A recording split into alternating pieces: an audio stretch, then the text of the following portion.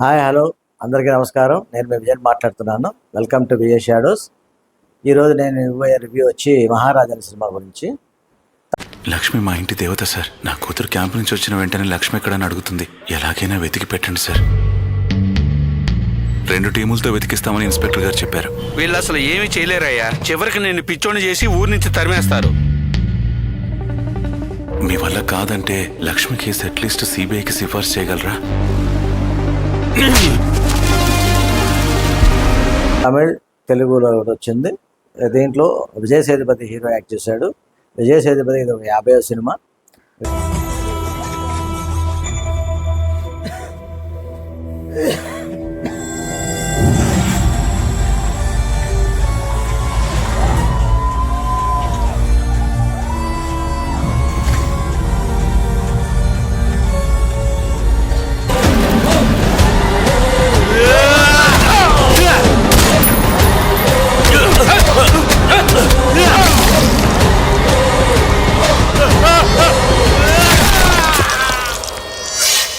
నీ తల నరికినట్టే వాడి తల నరికేస్తా.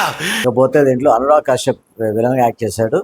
అభిరామి, మమతా మోహన్ దాస్, నట్టి నాగరాజన్, తర్వాత మనీష్కాంత్, మెయిన్గా చెప్పాలంటే సింగం పులి అని ఆయన, వీళ్ళందరూ యాక్ట్ చేశారు. ఇది ఒకలాంటి ఒక కుప్పతట్టి కోసం సబ్జెక్ట్ అన్నట్టుగా ఉంటుంది. ఇది మీరు ట్రైలర్ చూస్తుంటే యాక్చువల్గా కుప్పతట్టి మీద ఒక సినిమా దాన్ని చూడాలని ఒక అనుమానం వస్తుంది. కానీ యాక్చువల్గా ఆ కాన్సెప్ట్ లోపల పోయే దాన్ని ఉపయోగించుకున్నాడు. కానీ చాలా బాగా చేశాడు సినిమా. అందరూ చాలా బాగా పర్ఫామ్ చేశారు.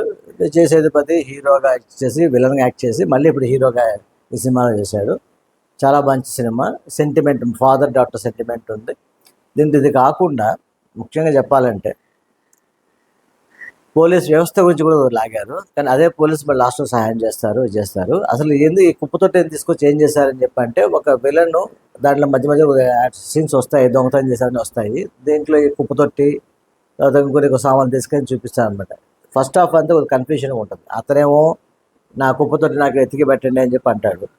పోలీసులు అనుమానం ఏంది, ఆ ఒక కుప్పతొట్టి కోసం ఇంత పోరాటం చేస్తున్నాడు, ఏంది వీడు 5 లక్షలు 7 లక్షలు లంచం ఇస్తా అన్నాడు, దాంట్లో ఎంతో విలువైన వస్తువు ఉండి ఉంటుంది అని చెప్పి వాళ్ళ అనుమానం. దాని మీద కొద్దిగా నెరేషన్ పోతుంది. ఈ లోపల ఆ దొంగలు విలన్స్ గురించి కూడా చూపిస్తారు. దాంట్లో వీళ్ళు దొంగతనం చేయడం, హత్యలు చేయడం అని చేస్తుంటారు అన్నమాట. సో ఇది అయిన తర్వాత సెకండ్ హాఫ్ తర్వాత ఈ కన్ఫ్యూషన్ ఏదైతే ఉందో అంత క్లియర్గా దాన్ని మ్యాచ్ చేసి క్లియర్గా చాలా బాగా తీశారు.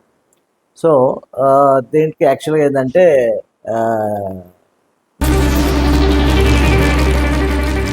అయినా పోలీసులు ఎన్ని రోజులని ఇలాంటి కేసులు ఓపెన్లో పెడతారు?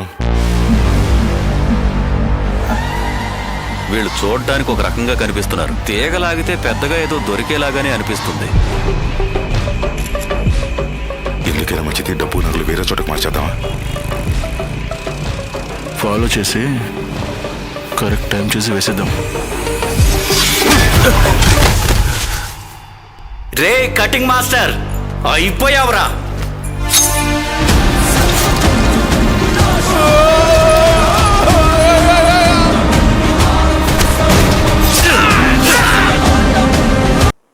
నితిన్ స్వామినాథన్ ఈ సినిమా డైరెక్టర్ చాలా బాగా తీసుకొచ్చాడు. యాక్చువల్గా కొద్దిగా అన్వాంటెడ్ సీన్స్ లాగా అనిపించింది. కానీ తర్వాత సెకండ్ హాఫ్ తర్వాత అంతా క్లారిఫై చేసి దాన్ని చాలా నీట్గా చూపించాడు.